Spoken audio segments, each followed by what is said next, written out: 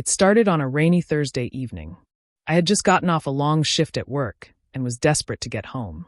The traffic was light, but the weather was making the roads slick, and I found myself driving slower than usual. I turned on the radio to pass the time, expecting the usual local stations to keep me company during the ride. But the static crackling through the speakers was different this time. At first, I thought it was just interference. I reached for the dial, but before I could turn it, a voice came through, gravelly and distorted but unmistakable. "Welcome. You're listening to station 409. Keep driving. Don't stop." My grip tightened on the steering wheel. I didn't recognize the station number, but I figured it was one of those late-night, obscure broadcasts. I tried changing the station, but every time I turned the dial, the same voice came through, each time with a slightly different message. "Don't turn around. You don't want to see what's behind you." I froze. I glanced into the rearview mirror, expecting to see the reflection of the empty road behind me. But all I saw was a thick, unnatural darkness. It felt like something was pressing against the glass. Something waiting. I turned the volume down, my heartbeat quickening. The voice spoke again, almost mocking. "You can't escape it. We've been waiting." I slammed the power button to turn off the radio, but the static only grew louder. The dial didn't respond, no matter how much I turned it. The voice continued, its tone slipping into something more sinister. "Keep driving. You don't know what's coming for you." I looked around, my vision blurry from the rain and the growing panic. There was nothing, just the road stretching ahead, illuminated by my headlights. But something didn't feel right. There was an overwhelming sense of dread creeping in, something that felt too real to ignore. As I reached for the radio again, I hesitated. The voice had stopped. The air was thick with tension. I waited for something, anything, but the silence was deafening. Then, just as I was about to turn the radio back on, the voice returned. "You shouldn't have listened." It was so close now, like it was right next to me. I could hear every word clearly, without distortion. My eyes darted to the mirrors, the windows, searching for any sign of another car, another person. But I was alone. The radio crackled again, and the voice now spoke with an unnerving calm. "There's no turning back. You've already crossed the line." I could feel the cold sweat creeping down my back, my hands trembling on the wheel. The voice was right. There was something I hadn't noticed before. Something lurking just out of sight. The next words made my blood run cold. "Your time's almost up." I snapped my attention back to the road ahead. The rain blurred the line between the pavement and the horizon, and I had no idea how long I'd been driving. But there was a sense of urgency now, like I was being pulled deeper into something I didn't understand. And then, just as quickly as it had begun, the voice stopped. The radio fell silent. I didn't know if I should feel relieved or terrified. But as I reached for the dial again, something else happened. The car began to slow down on its own. It wasn't the rain. It wasn't the brakes. It was like the car itself was making the decision for me. I barely had time to react before the vehicle came to a complete stop. And then I heard it, the soft, almost imperceptible tapping against the window. Someone or something was outside. The sound was faint at first, like the tapping of a fingernail against glass. But as I sat frozen, heart pounding in my chest, it grew louder. Persistent. Unyielding. It was coming from the passenger side window. I didn't want to look. My instincts screamed at me to start the car and drive as fast as possible, but I couldn't. I was paralyzed, my eyes locked on the rearview mirror, expecting to see something, or someone, lurking in the darkness behind me. The tapping grew louder, almost rhythmic, like it was trying to get my attention. I dared a quick glance toward the passenger side, but there was nothing. No shadow, no figure. Just the endless rain tapping against the glass. But then, through the corner of my eye, I saw it. A face. Barely visible through the fogged-up window, the outline of a face stared back at me. It was pale, too pale, with hollow eyes that seemed to sink deeper into the skin the longer I looked. A thin, twisted smile spread across its lips, sending a wave of icy dread coursing through my body. I gasped, my breath coming in shallow, panicked bursts. I slammed my foot on the accelerator, but the car didn't move. It stayed there, motionless, as though some invisible force was holding it in place. The tapping stopped, but the face remained, staring at me with an unsettling calm. And then the voice returned. "Do you remember what I said? You shouldn't have listened," it whispered, soft as velvet but cutting deep. It was the same voice from the radio, but now it was inside my mind, crawling through my thoughts like a poison. I I pressed my hands to my ears, trying to block out the sound, but it only grew louder. The words were becoming more clear now, more insistent. You thought you could escape, but you're already part of it. A shiver ran down my spine as the air in the car grew colder. The windows began to frost over, not from the rain, but from the presence outside. The figure, no longer just a face, was now pressing its hands against the glass, leaving behind streaks of condensation, as if it was trying to reach me. "Don't fight it," the voice coaxed, as though it knew my every fear. "You can't run. You'll never be free." I gritted my teeth, trying to force myself to move, but my hands refused to cooperate. I felt trapped, cornered. The face on the window smiled wider, its lips stretching unnaturally, revealing rows of jagged teeth that shouldn't have been there. And then the air shifted. There was a sudden, sharp crack, a sickening sound that echoed through the car. The face outside the window twisted grotesquely, as if the skin itself was tearing apart. And with that, the tapping began again, only now it wasn't coming from the window. It was coming from inside the car, from the radio. I glanced at the radio dial. The static had returned, louder than before, and the voice was clearer than ever. "Turn it up." I couldn't breathe. The radio had become the focal point of everything. Its crackling static, the voice that had driven me to the edge of insanity. It felt like the car was no longer just a vehicle. It was a cage. And the more I struggled, the more the walls seemed to close in. The voice laughed, a low, guttural laugh that reverberated through my skull. "You're mine now." I reached for the dial, hands trembling. The moment my fingers brushed the knob, the car lurched forward, jerking me violently in my seat. I barely had time to process what was happening before the headlights flickered and went out. The darkness was complete.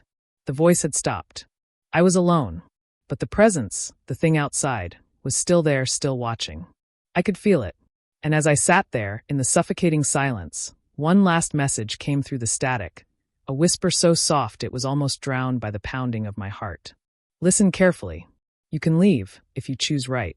The car was still moving, but I didn't remember starting the engine. The road stretched endlessly ahead, and with each passing mile, the sense of unease grew heavier. The radio remained silent, but I knew it wasn't over. The voice hadn't finished with me yet. The silence was suffocating. The car continued its steady journey down the rain-slicked highway, but I wasn't the one driving. It felt like the vehicle had taken on a mind of its own, guiding me through the darkened night with no destination in sight. The road stretched endlessly, the yellow lines blurring beneath the headlights like fading memories. I could feel the tension mounting with each passing second. The voice had been quiet, but it wasn't gone.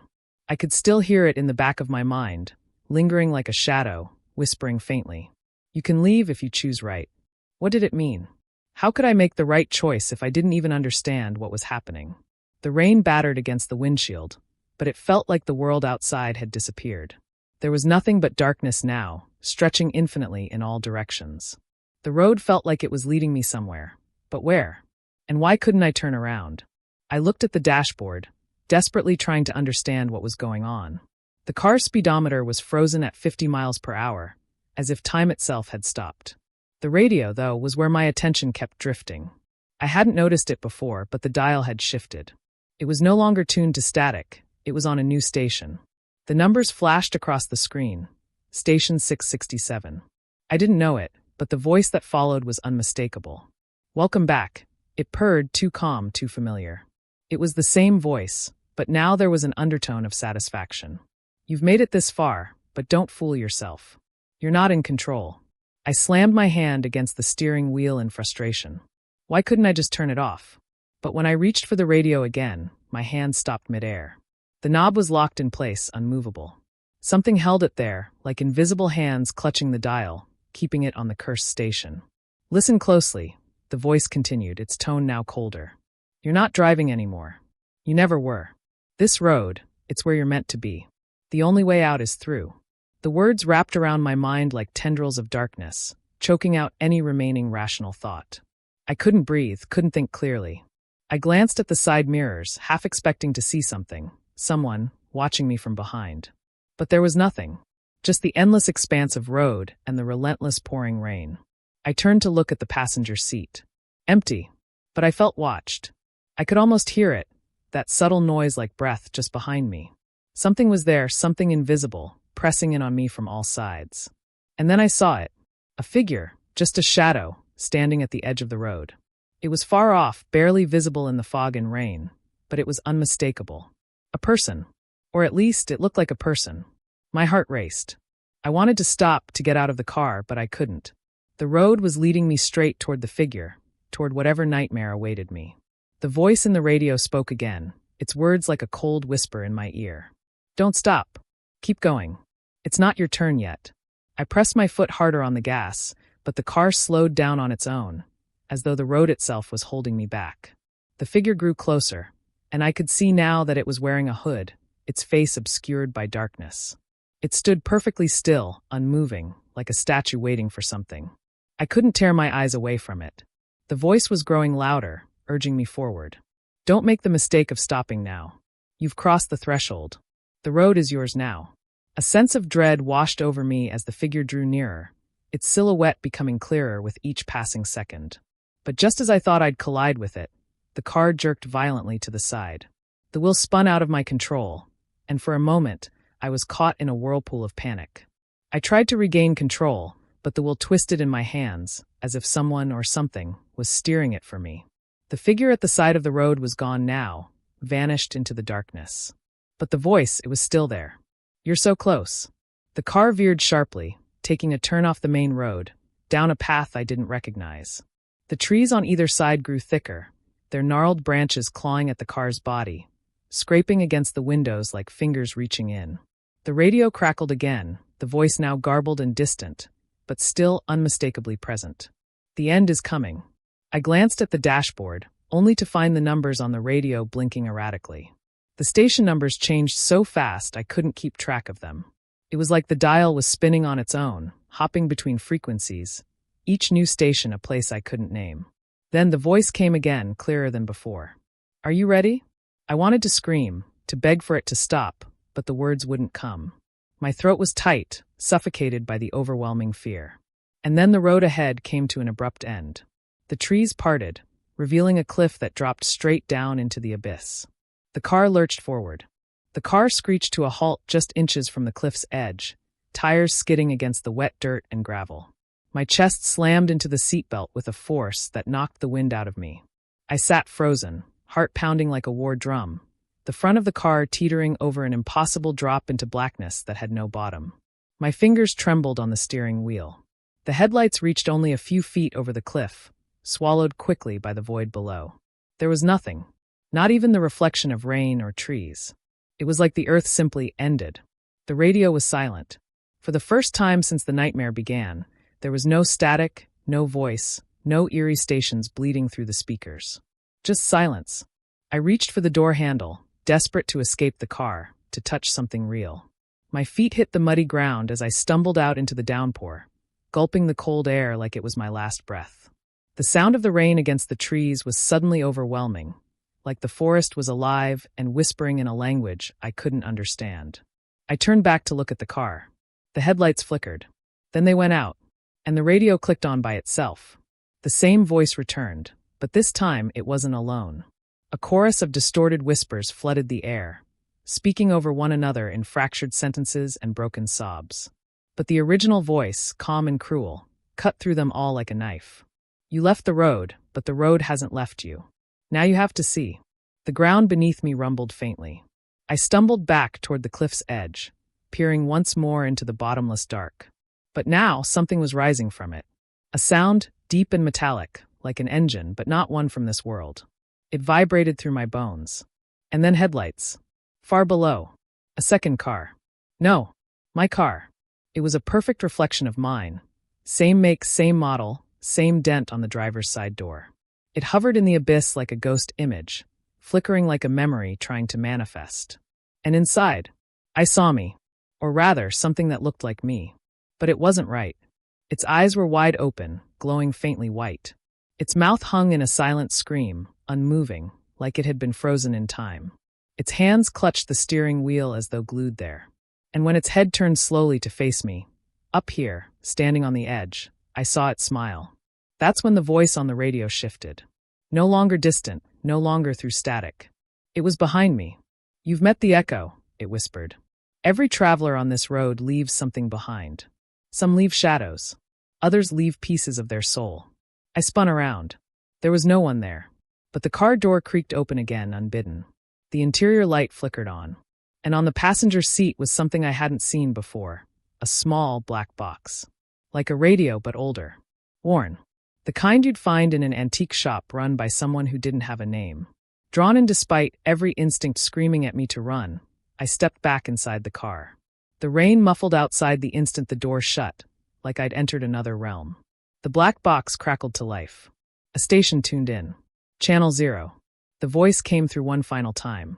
Calm. Absolute. This is where you choose, traveler. To return or to fall. On the dashboard, 2 buttons glowed faintly, back and down. I didn't know what would happen if I pressed either. But I knew I couldn't sit here forever. My reflection in the abyss was still smiling. Still waiting. The black box on my passenger seat continued to hum with a low, pulsing sound. The glowing buttons, back and down, flickered like a dying heartbeat, daring me to make a choice I didn't understand. My hand hovered in the stale air above them. But no matter how long I stared, neither option revealed its truth. The radio whispered again. Time's up. The echo of my reflection still lingered in the void outside the windshield. The pale imitation of myself, frozen in that haunted car, smiling like it knew how the story ended. I looked back at the glowing buttons and made my decision. I pressed back. For a moment, nothing happened. The black box stopped humming. The entire world seemed to hold its breath. Then, the engine roared to life on its own. My hands weren't on the wheel. My feet weren't on the pedals. The car shifted into reverse, peeling away from the cliff's edge, tires churning mud and gravel as the trees around me blurred into dark streaks. The forest seemed different now, tighter, darker, its trees leaning in as though trying to stop me from escaping. Shadows moved between the trunks, tall and spindly, flickering in and out like film stuck on a broken projector reel. Then I noticed the signs. Rusty road signs on either side of the narrow dirt road, jutting out at odd angles. They were blank. But as I passed, words slowly appeared on them in faded red paint. Turn back. Hearing is believing. You left something behind. The last one made the breath catch in my throat. Because now I remembered. A girl. Sitting in the passenger seat.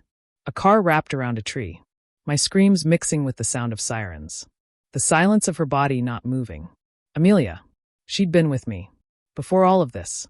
Before the strange frequencies and impossible stations. The memory came flooding back like a broken dam. I crashed the car that night. I survived. She didn't.